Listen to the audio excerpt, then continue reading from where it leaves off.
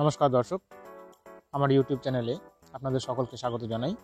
ভারতের বিদেশমন্ত্রী doctor S Jaishankar সম্পূর্ণ করলেন 3 দেশের বিদেশ সফর। এই সফরে তিনি সাউথ ইস্ট এশিয়ার 3টি দেশ সিঙ্গাপুর, ফিলিপিন্স এবং মালয়েশিয়া ভিজিট করলেন।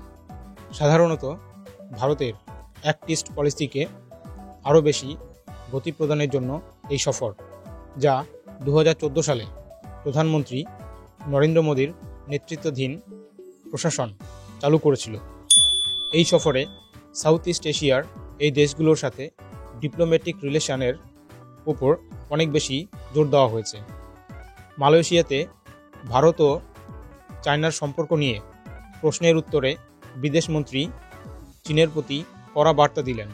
তিনি জানালেন, ভারতীয়দের প্রতি আমার প্রথম কাজ হলো বর্ডারকে সুরক্ষিত করা, যার সাথে আমি কখনোই কম্প্রোমাইজ করতে পারবো না।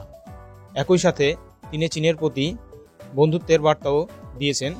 তার মতে প্রতিটি দেশই চায় তার প্রতিবেশী রাষ্ট্রের সাথে সুসম্পর্ক বজায় রাখতে, কিন্তু প্রতিটা সম্পর্কই টিকে থাকে কিছু ভিত্তির উপরে। চীনের সাথে সম্পর্ক স্বাভাবিক হতে পারে কেবল পূর্বের শর্ত মেনে চলে এবং প্রথাগতভাবে সৈন্য পাঠিয়ে। তিনি আরও জানিয়েছেন যে ভারত ও চায়নার মাঝে লাইন অফ অ্যাকচুয়াল কন্ট্রোল রয়েছে এবং দুদেশের মধ্যেই প্রথা রয়েছে যে এই এলএসিতে সৈন্য আনা যাবে না।